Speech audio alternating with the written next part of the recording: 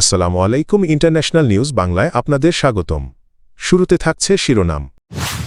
Epstein ঝরে দুলছে স্টারমারের chair. দোহায় পৌঁছেছেন মার্কিন কর্মকর্তারা। তুরস্কের কান যুদ্ধবিমানে আগ্রহ দেখিয়েছে সৌদি, জানালেন এরদোগান। গাদ্দাফি পুত্র সাইফের দাফন নিয়ে জটিলতা কাটল। খামেনিকে নতুন হুমকি ট্রাম্পের। যুক্তরাষ্ট্রের ধনকুবের ও দণ্ডপ্রাপ্ত যৌন অপরাধী জেফ্রি এপস্টিনকে ঘিরে নতুন করে প্রকাশিত নথিপত্র বিশ্ব রাজনীতিতে আবারও তোলপাড় সৃষ্টি করেছে। বিস্ময়করভাবে কেলেঙ্কারির প্রত্যক্ষ সংশ্লিষ্ট না হয়েও গুরুতর রাজনৈতিক ঝুঁকিতে পড়েছেন ব্রিটিশ প্রধানমন্ত্রী কির স্টারমার। অন্যদিকে শুরু থেকেই অ্যাপস্টেইন কেলেঙ্কারিতে নাম জড়ালেও রাজনৈতিকভাবে বহাল রয়েছেন যুক্তরাষ্ট্রের প্রেসিডেন্ট ডোনাল্ড ট্রাম্প।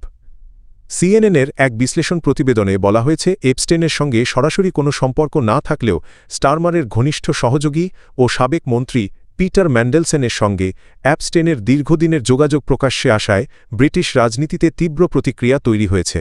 নথিতে দাবি করা হয়েছে, 2008 সালের বৈশ্বিক আর্থিক সংকটের সময় ম্যান্ডেলসন অ্যাপস্টেইনকে গোপন ও বাজার সংবেদনশীল তথ্য সরবরাহ করেছিলেন। এই অভিযোগের পর ম্যান্ডেলসনের বিরুদ্ধে ফৌজদারি তদন্ত শুরু হয় এবং তিনি লেবার পার্টি ও হাউস অব লর্ডস থেকে পদত্যাগ করেন। চাপে পড়ে প্রধানমন্ত্রী স্টারমার ব্রিটিশ পার্লামেন্টে ক্ষমা প্রার্থনা করেন এবং অ্যাপস্টেইনের ভুক্তভোগীদের উদ্দেশ্যে বলেন, ক্ষমতাবানরা যেন আইনের ঊর্ধ্বে না থাকে তা নিশ্চিত করা রাষ্ট্রের দায়িত্ব। স্টারমার পার্লামেন্টে বলেন, ম্যান্ডেলসন আমাদের দেশ পার্লামেন্ট ও দলের সঙ্গে বিশ্বাসঘাতকতা করেছেন, তবে এই ঘটনার জেরে নিজ দলের এমপিদের বিদ্রোহ এবং নেতৃত্ব নিয়ে প্রশ্ন ওঠায় তার প্রধানমন্ত্রিত্ব এখন অনিশ্চয়তার মুখে। ইরানের সঙ্গে আলোচনার আগে যুক্তরাষ্ট্রের বিশেষ দূত স্টিভ উইটকফের নেতৃত্বে একটি মার্কিন প্রতিনিধিদল কাতারের রাজধানী দোহায় পৌঁছেছে। কাতারো ভিত্তিক সংবাদ মাধ্যম আল জাজিরা এক প্রতিবেদনে এ তথ্য জানিয়েছে।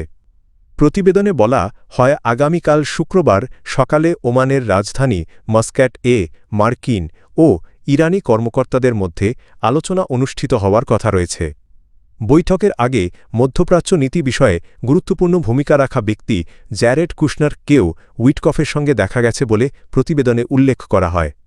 ইরানের সংবাদ মাধ্যমগুলোর তথ্য অনুযায়ী আসন্ন বৈঠকে যুক্তরাষ্ট্রের পক্ষে প্রতিনিধিত্ব করবেন হোয়াইট হাউসের বিশেষ দূত স্টিভ উইটকফ। আলোচনা সরাসরি নয় বরং পরোক্ষভাবে অনুষ্ঠিত হবে এবং ওমান মধ্যস্থতাকারীর ভূমিকা পালন করবে। প্রাথমিকভাবে এই আলোচনার নতুন দফা তুরস্কের ইস্তানবুলে আয়োজনের পরিকল্পনা ছিল, তবে তেহরানের অনুরোধে স্থান পরিবর্তন করে মাস্কাটে নেওয়া হয়েছে। কূটনৈতিক সূত্রগুলো বলছে, আলোচনায় গত বছরের জুনে ইরানের বিরুদ্ধে যুক্তরাষ্ট্র ও ইসরায়েলের সামরিক সংঘাতের আগের দফাগুলোতে উত্থাপিত ইস্যুগুলোই আবারও আলোচনার টেবিলে আসতে পারে। বিশ্লেষকদের মতেই বৈঠক ইরান যুক্তরাষ্ট্র সম্পর্ক এবং মধ্যপ্রাচ্যের আঞ্চলিক উত্তেজনা কমাতে গুরুত্বপূর্ণ ভূমিকা রাখতে পারে। সৌদি আরব তুরস্কের প্রতিরক্ষা শিল্পের ভূয়সী প্রশংসা করেছে বলে জানিয়েছেন তুরস্কের প্রেসিডেন্ট রিসেপ তাইয়িপ এরদোগান। তিনি জানান, রিয়াদ তুরস্কের পঞ্চম প্রজন্মের যুদ্ধবিমানযান প্রকল্পে গভীর আগ্রহ প্রকাশ করেছে এবং এতে অর্থায়নের ইচ্ছাও জানিয়েছে। বৃহস্পতিবার মিশরের রাজধানী কায়রো থেকে ফেরার পথে বিমানে সাংবাদিকদের সঙ্গে আলাপকালে এসব কথা বলেন প্রেসিডেন্ট এরদোগান। তার বক্তব্য উদ্ধৃত করে খবর প্রকাশ করেছে ডেইলি সাবা ও আনাডোলু এজেন্সি। এরদোগান বলেন, তুরস্ক ও সৌদি আরব প্রতিরক্ষা শিল্পে সহযোগিতা আরও জোরদার করতে যাচ্ছে। তিনি ইঙ্গিত দেন, তুরস্কের নিজস্ব প্রযুক্তিতে নির্মিত স্টিলথ ফাইটার জেটকান আন্তর্জাতিকভাবে ব্যাপক প্রশংসা পেয়েছে এবং এই খাতে রিয়াদের সঙ্গে অংশীদারত্বের বাস্তব সম্ভাবনা তৈরি হয়েছে। তিনি বলেন, কান প্রকল্প নিয়ে আমরা অত্যন্ত ইতিবাচক সাড়া পেয়েছি। সৌদির সঙ্গে যৌথ বিনিয়োগের সুযোগ রয়েছে এবং আমরা যে কোনো সময় তা বাস্তবায়নে প্রস্তুত। প্রেসিডেন্ট এরদোগান আরও জানান, আঙ্কারা ও রিয়াদের মধ্যে ইতোমধ্যে বড় ধরনের প্রতিরক্ষা শিল্প সহযোগিতা চুক্তি স্বাক্ষর হয়েছে এবং ভবিষ্যতে এই সহযোগিতার পরিধি আরও বাড়ানো হবে।